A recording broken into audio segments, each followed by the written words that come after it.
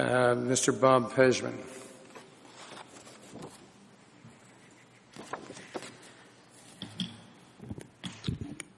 Good evening, Mayor Lane, council members. Bob Pejman, owner of Pejman Gallery. Address is on the record.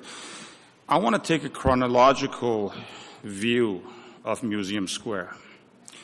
So first we were told about this great project, and we all supported it, and we all support it today.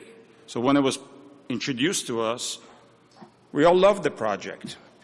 Over time, we found out that there's going to be a lot of parking overflow, primarily because of our deficient parking code. But nevertheless, we worked with staff and the developer for the next 6-8 months, and they finally solved the parking problem.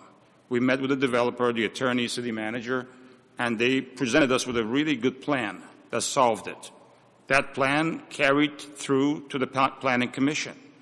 At the Planning Commission, I was stunned that it was all there, and we walked out of the Planning Commission very happy.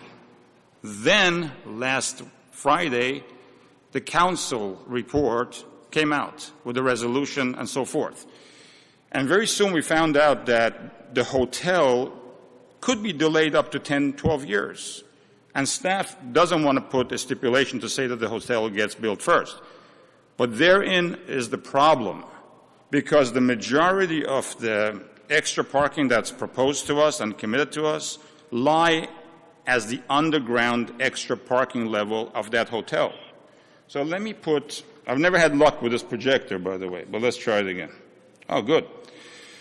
So this is the exact sheet that was given to us when we met with the developer's team and the city manager.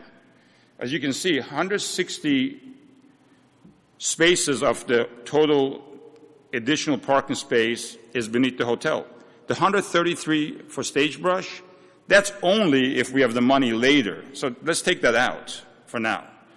But the 160 and the 83 on the street parking is what remains.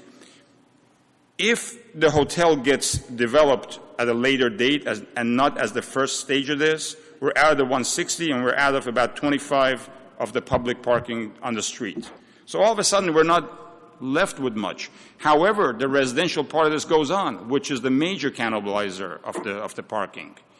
So I propose a few solutions. One is this. I've looked at the development agreement in detail.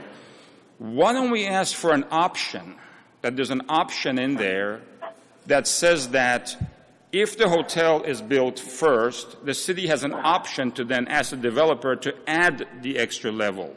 So we withhold the $7 million, and the option is there for us to then exercise and ask them to build the extra level.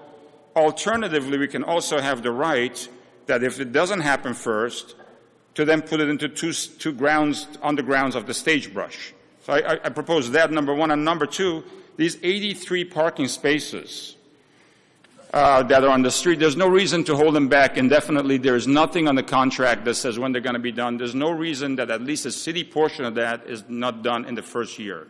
And that will also help.